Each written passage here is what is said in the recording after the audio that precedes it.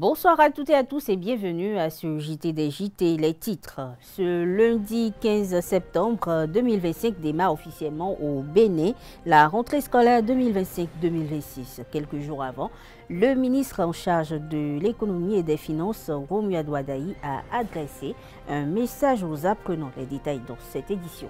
L'opération de retrait des formulaires de parrainage dans le cadre de la présidentielle 2025-2026 a pris fin vendredi 12 septembre dernier. Au total, 186 élus ont retiré leur fiche de parrainage à la Sénat. Nous y reviendrons.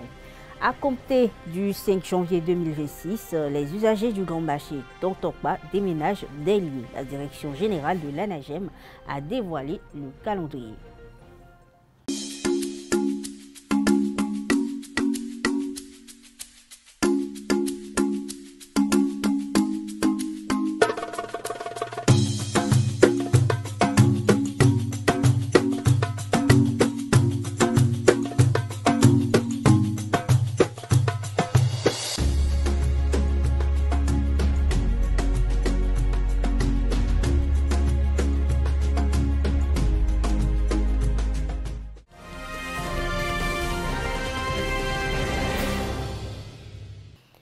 Bonsoir à nouveau. À l'occasion de la rentrée scolaire 2025-2026, le ministre d'État de l'économie et des finances, Romuald Wadayi, a adressé un message fort aux apprenants béninois. Dans une lettre rendue publique, il invite les élèves à cultiver la persévérance et à aborder cette nouvelle année avec discipline, confiance et détermination. Pour Romuald Wadayi, chaque rentrée est un nouveau départ marqué par des opportunités et des défis entre nouveaux enseignants, nouvelles matières et objectifs à atteindre. Il encourage les élèves à transformer les incertitudes en tremplin pour progresser.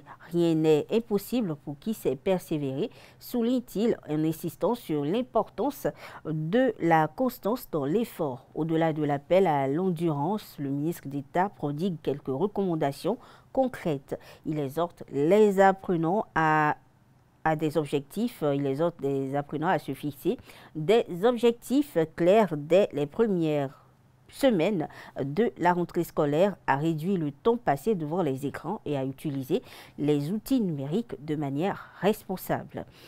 Le gouvernement du président Patrice Talon et les centrales syndicales confédérations syndicales se sont retrouvés mardi 9 septembre dernier pour la session extraordinaire de la Commission nationale de concertation.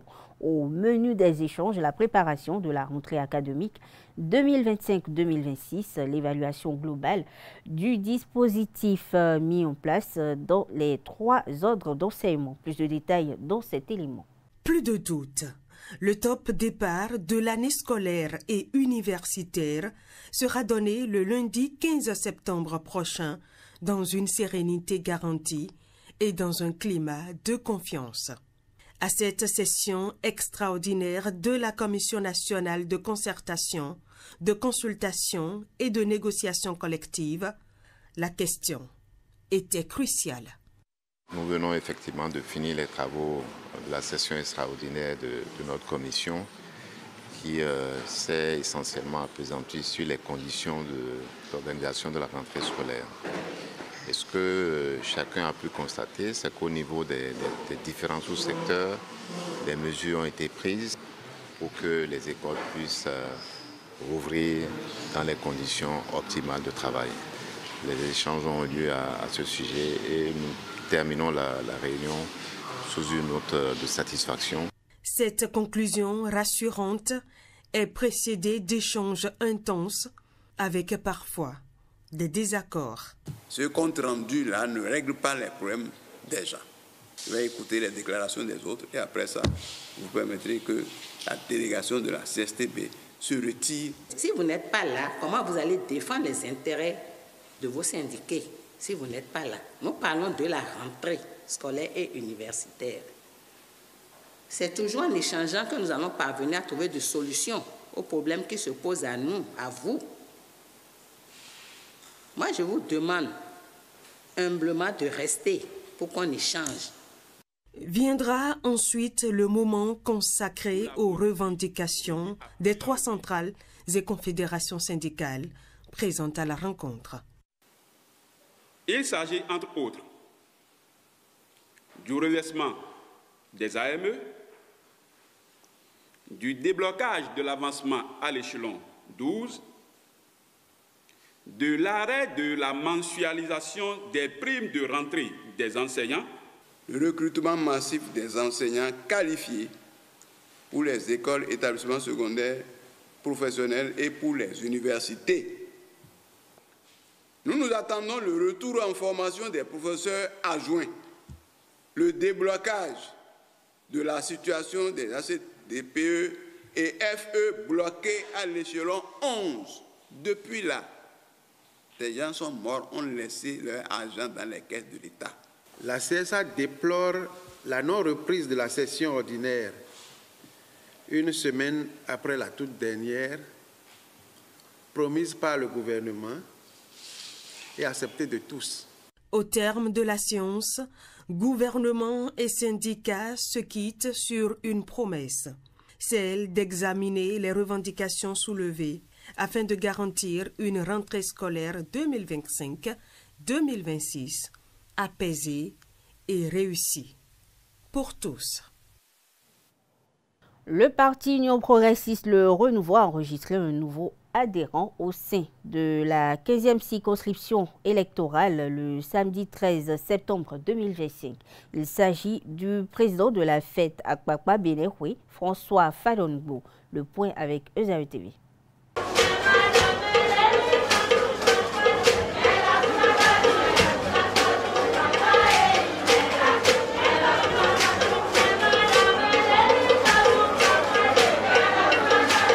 François Fadongo fait son adhésion à l'Union progressiste Le Renouveau. Connu pour son charisme et son sens de l'engagement, l'adhérent a opté pour ce choix au vu des visions qui convergent. La politique, c'est la conviction. Et je pense et je crois que le parti UPR Le Renouveau, on partage les mêmes convictions. C'est pour cette raison que j'ai choisi ce parti qu'on appelle UPR Le Renouveau. Je faisais déjà des actions sociales. Et maintenant, comme je suis rentré dans un parti politique qu'on appelle UPR Le Renouveau, je vais tripler ça. Et je suis sûr que la population va sentir qu'il y a quelqu'un qui est rentré dans le parti politique UPR Le Renouveau. Je suis vraiment ravi et je remercie Dieu Tout-Puissant, créateur du ciel et de la terre. Et je remercie le peuple béninois, surtout le peuple de la 15e circonscription électorale, que vraiment ils sont sortis massivement. Je remercie Dieu pour ça. À tous les événements, les femmes sont toujours derrière moi. Je les salue beaucoup, sans oublier aussi leur mari qui les accompagne, qui leur donne autorisation de toujours sortir pour me soutenir. En tant que président de la fête identitaire, Akpakpa Benehwe, il a démontré sa capacité à rassembler la population autour de valeurs communes. Les ténors du parti UP Le Renouveau ont reçu cette adhésion avec enthousiasme. D'autres leaders politiques fidèles à François Fadongo ont également intégré le parti. Le parti Union progressiste Le Renouveau s'agrandit avec cette nouvelle adhésion qui va considérablement impacter les préparatifs pour les élections générales de 2026. Le processus de retrait des formulaires de parrainage à la Sénat a officiellement pris fin le 12 septembre dernier. Et au terme de cette étape, l'ensemble des 186 élus, maires et députés ont retiré leurs fiches de parrainage. L'opération s'est déroulée sur plusieurs jours sous la supervision des services compétents de la Sénat et elle marque ainsi une avancée décisive dans le calendrier électoral en cours. Les regards sont désormais tournés vers la suite du processus, notamment le dépôt officiel de candidature. Suivez cet élément pour plus de détails. L'ensemble des processus de gestion du parrainage a été entièrement numérisé et sécurisé à travers la plateforme e-parrainage, une innovation de la Sénat a introduite pour plus d'efficacité, de transparence et de sécurité. Mesdames, Messieurs, je me réjouis de pouvoir vous annoncer que les 109 députés et les 77 maires ont tous retiré leur formulaire de parrainage.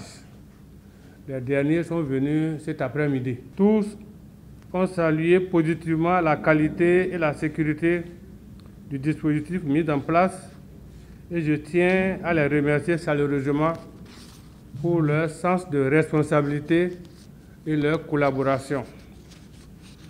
Leur satisfaction est pour nous une précieuse reconnaissance de nos efforts. Dans les jours à venir, la Sénat poursuivra sa dynamique de modernisation en lançant la nouvelle version de la plateforme e-déclaration, un outil informatique de gestion de bout en bout du processus d'enregistrement et de gestion des déclarations de candidature. Cette activité sera accompagnée d'une formation au profit des techniciens des partis politiques afin de garantir une exploitation optimale du système et une appropriation efficace de la plateforme. En anticipant les enjeux spécifiques des élections couplées de 2026, la Sénat a introduit une autre innovation majeure en digitalisant entièrement le processus de gestion des accréditations des observateurs électoraux. Cette nouvelle solution permettra, entre autres, la soumission des demandes, le suivi, le traitement des dossiers, la génération des titres d'identification sécurisés et le dépôt des rapports d'observation. La 7e édition des Journées béninoises de l'évaluation s'est ouverte lundi 8 septembre dernier à Cotonou sur le thème suivant: l'inclusion, levier de système national d'évaluation axé sur les résultats. Organisée par le ministère du Développement et de la Coordination de l'action gouvernementale, cette rencontre a rassemblé des experts venus d'Afrique et d'Europe pour 3 jours d'échanges articulés autour de 8 panels. Le récit est signé SRTV. L'on se croirait à un extraordinaire Conseil des ministres avec ce parterre de personnalités gouvernementales, mais non, ce sont les Journées béninoises de l'évaluation, JBE, une initiative de la Direction générale de l'évaluation et de l'Observatoire du changement social. Les échanges d'idées, les expériences partagées nous permettront d'avancer ensemble vers un modèle d'évaluation plus juste et plus pertinent, capable de mesurer les impacts réels de nos politiques publiques. Ce rendez-vous biennal en est à sa 7e édition, une édition placée sous le thème « L'inclusion, levier d'un système national d'évaluation axé sur les résultats ». Face à la rareté ou l'inexistence des aides extérieures, une redéfinition des stratégies de développement est donc impérieuse. C'est dans ce contexte que l'évaluation prend toute son importance. Elle n'est ni un exercice formel, ni un simple mécanisme de contrôle administratif. Elle constitue un outil stratégique de pilotage des politiques publiques, une boussole pour orienter l'action, corriger les insuffisances et surtout capitaliser sur les réussites. Pour qu'une évaluation soit véritablement transformative, elle doit être inclusive. Nul n'est de trop pour porter haut le flambeau de la patrie. Toutes les parties seront prenantes. Le rendez-vous 2060 pour un Bénin de splendeur est bien prêt.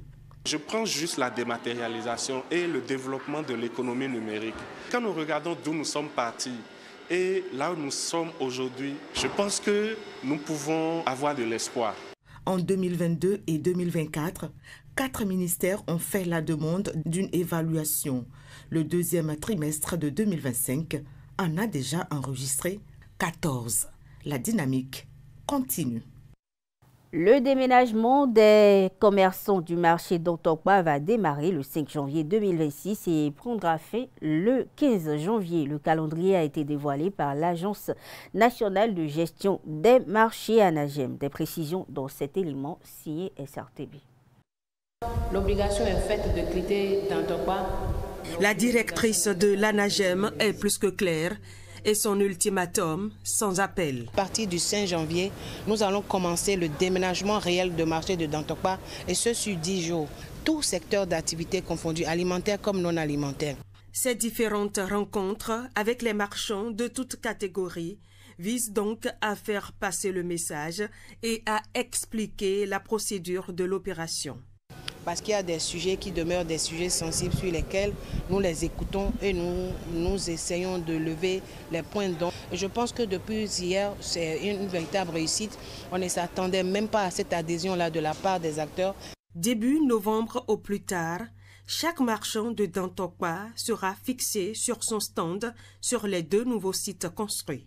Le pôle commercial général Mathieu Kérékou est déjà prêt avec ses 441 boutiques et ses 1013 stands. Le marché de gros aussi. Le marché de gros est sur un domaine de 168 hectares. Et là-dessus, nous avons 6 entrepôts secs et 2 entrepôts frigorifiques. Et donc, il faut définir quel est le mode d'installation de ces marchands-là. Comment est-ce qu'on attribue les places? Est-ce que c'est un marquage au sol? Est-ce que c'est une délimitation avec des cloisons? De tout ça, nous avons besoin. C'est eux les acteurs principaux, donc on les a invités pour venir nous dire quel est leur souhait pour qu'on n'investisse pas encore davantage sur des choses qui ne vont pas leur convenir. Mais attention, l'ANAGEM reste ferme. Aucune sous-location ne sera tolérée. Quelqu'un ne va pas rester à la maison et profiter des loyers en tant que rentier sur un site qui n'est pas le sien. C'est un site de l'État. Moi, je suis très contente pour ça, parce que je suis dans un tas d'ordures. On pisse un peu partout. Tu ne peux même pas respirer. Tu ne peux même pas manger. Donc là, moi, le déplacement là, moi, ça m'a fait plaisir. Beaucoup plaisir. Je suis très contente pour ça. C'est désormais acté. D'ici fin janvier 2026, l'actuel Dantokpa cessera d'exister. Des marchés aux espaces de vente plus modernes et plus attractifs vont prendre vie. Le 2e congrès de la Société africaine de santé publique s'est ouvert au Palais des Congrès de Cotonou le mardi 9 septembre dernier. Le thème retenu pour cette 2e édition est Santé publique, sciences et développement durable en Afrique. Pour plus de détails, voici le reportage signé Zaï TV. Je voudrais déclarer officiellement ouvert les travaux de ce congrès, tout en souhaitant plein succès à ces travaux. Le Bénin, capitale mondiale de la santé publique, l'instant d'une rencontre de la Société africaine de santé publique, SASP. Le 2e congrès de la SASP s'ouvre ce mardi 9 septembre 2025 au Palais des Congrès de Cotonou. La présente rencontre, qui durera 3 jours, donnera lieu à des sessions plénières, des sessions de communication orale, des sessions de communication affichée, des symposiums et une table ronde. Les thèmes retenus pour les sessions de communication orale sont les suivants: santé publique, humaine, animale, environnementale et développement économique et social. Contribution de la santé publique à la performance des systèmes de santé, santé communautaire, actualité, pratique et perspectives. Et enfin, santé publique en milieu hospitalier, avec en toile de fond l'intégration du développement durable dans nos stratégies de santé publique. Pendant 3 jours, les participants vont échanger autour du thème santé publique, sciences et développement durable en Afrique. C'est un thème qui illustre notre conviction profonde, à savoir la santé publique est un levier stratégique du développement durable. Elle protège la santé de nos populations, contribue à la stabilité socio-économique et œuvre à la maîtrise des risques et impacts liés à l'environnement et aux déterminants sociaux. C'est une science de l'action au service du progrès social et de la résilience de nos systèmes de santé. Le ministère de la Santé du Bénin reconnaît l'importance de ce symposium pour accompagner les réformes entreprises dans le secteur. Le Bénin, depuis 2016, a entamé une série de réformes visant tous les piliers du système sanitaire. Et ces réformes ont fait qu'à date, nous sommes vraiment en mesure de répondre aux urgences de santé publique. Mais, comme tantôt l'a rappelé, l'action doit être normalement guidée, orientée par les recherches en amont. Et c'est en cela tout l'intérêt, en fait, de ce congrès. Au cours de cette cérémonie de lancement, l'Organisation mondiale de la santé réitère son engagement à soutenir l'événement. L'OMS et l'ensemble des partenaires techniques et financiers ici représentés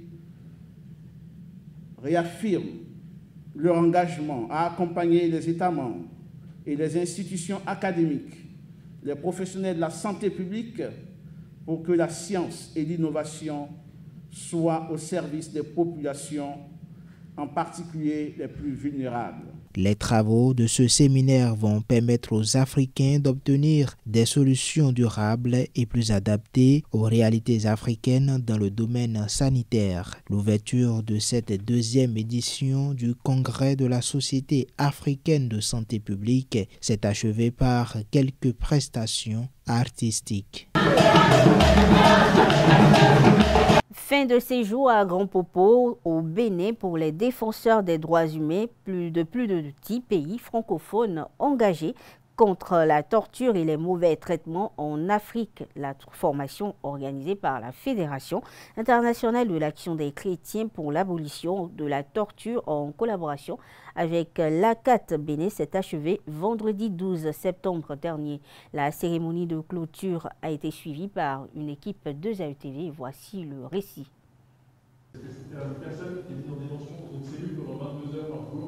Le rideau est tombé sur le 9e cycle biennal Norbert Kené le vendredi 12 septembre 2025 à Grand Popo. Pendant près de 2 semaines, la Fédération internationale de l'action des chrétiens pour l'abolition de la torture FIACAT, en collaboration avec l'ACAT Bénin, a renforcé les capacités d'une vingtaine de défenseurs des droits humains de 10 pays d'Afrique francophone. Vous êtes venus ici, vous avez une âme de leader. Toute la formation que vous avez suivie ici, ce n'est pas pour aller jouer les seconds rôles dans vos associations. Vous devez faire des restitutions et vous devez mettre cela à profit. Je termine pour dire que vous avez soumis chacun à des projets ici.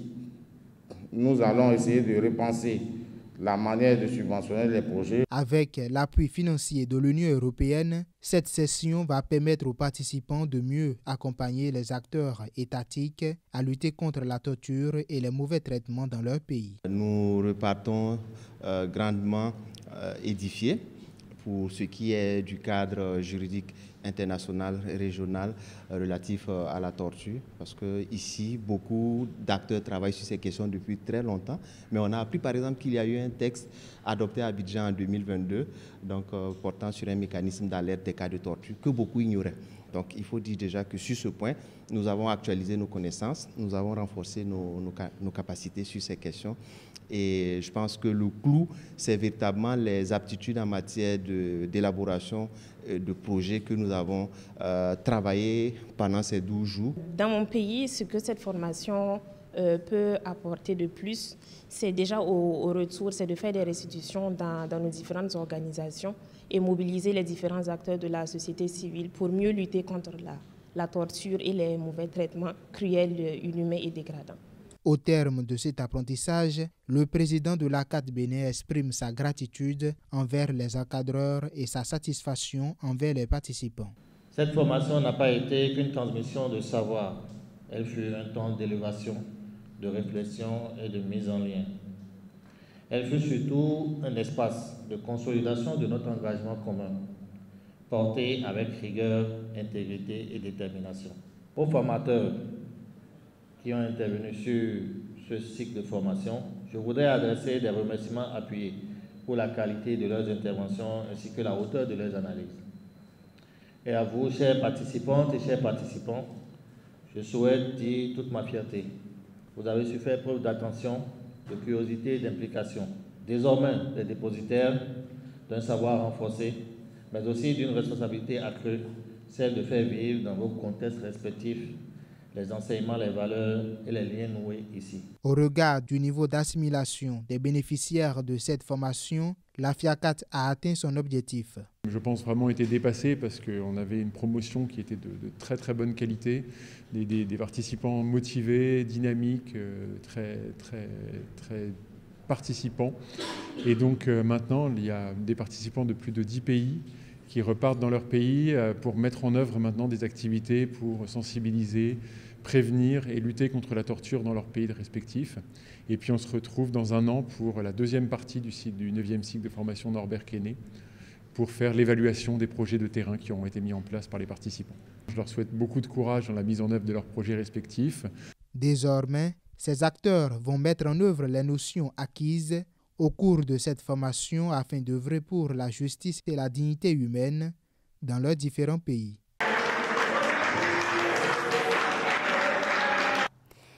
Les véhicules à bras pousse-pousse et charrettes ne seront plus autorisés à circuler sur les grandes voies asphaltées ni à occuper les trottoirs en République du Bénin. La décision déjà en application s'inscrit dans la volonté des autorités de fluidifier le trafic et de renforcer la sécurité en milieu urbain. La police républicaine a entamé à cet effet le retrait systématique de ces engins des zones interdites et ESAE-TV a recueilli les appréciations de quelques commerçants. Suivons ensemble. C'est une décision qui est vraiment très lourde. Pourquoi? Parce que les pousse-poussiers, ils ont vraiment un grand avantage. On ne va pas vous regarder les inconvénients. Tele àwọn zemi jaman wa do wa àwọn zemi jaman duro on ma ran kan lọ́dọ̀ àwọn ya na on ma di seri zebi jana na ma fin lọ omi wa àárín wọn ma do ní pourquoi àwọn zemi jan o wa ọjà ma the fact que àwọn zemi jan o sì wá ọjà ma ó ṣe dáadáa fún wa parce que a gbọ́ pé on jalè lọ́tùn on jalè lósì wọ́n ṣe gbá wọ́n ṣàwò mọ́ donc ó ti mọ́ wa lára ó ní pousse-poussier li ń gbà wá lẹ̀ lọ́dọ̀ àwọn zemi jan na tán bá rajà ngba mi ara ko àmọ́ fún wọn lówó zemi jan owó pousse-pousse quand fira ẹgbẹ́ òun náà lọ ìdí ọkọ̀ fún wọn. Les pousse-poussiers, bon nombre d'entre eux, c'est eux qui aident les bonnes femmes à transporter leurs marchandises dans le quartier du marché d'Antokpa à la maison par exemple. C'est les pousse-poussiers qui nous aident. Mais si on leur refuse de rentrer dans le marché, ça va causer beaucoup de problèmes. Parce qu'il n'y a pas de taxi en ville maintenant pour prendre ces marchandises-là. Donc le mieux, c'est de chercher comment les organiser pour que, avec le temps, si ce n'est pas les uniformes, bien on leur trouve un système pour les organiser. Dáadáa wa náà ni ìjọba ń fẹ́. Ìlọsíwájú ọmọ ìlú náà ni sùsì ìjọba a lè kọ́ àmọ́ ó kù díẹ̀ káàtó. Nígbà tí wọ́n bá ní kó ń kẹ̀kẹ́ bí wọ́n máa wà àrìnjà pé kó ń kẹ̀kẹ́ bí wọ́n máa circuler ní àlàntú ọjà báwo wọ́n sì fẹ́ kẹ́rù. Leur seul inconvénient, c'est le fait que ils font parfois ils sont des pagailleurs. Vous comprenez? C'est-à-dire ils font trop de pagaille, c'est-à-dire quand ils prennent les bagages, c'est des bagages, non? Ce qu'ils prennent, ce qu'on le voit là. Quand ils prennent ça, c'est que et qu'ils sont en circulation, ils ne regardent pas ceux qui sont devant eux. Si vous ne faites pas attention, ils vont vous cogner. Et souvent, il y a des enfants, il y a des femmes âgées, des personnes âgées plutôt, il y a des femmes enceintes. Lóòótọ́ àmọ́ pé dáadáa wa náà ni wọ́n wà àmọ́ kí wọ́n tún wọ́wọ́ mi fi tó kí wọ́n yọ wọn kúrò yẹn kò pé wa. L'objectif de cette mesure est de désengorger les trottoirs et d'améliorer l'esthétique urbaine tout en protégeant les piétons, les cyclistes et les automobilistes. Suivez à présent les conducteurs de ces engins qui apprécient cette mesure.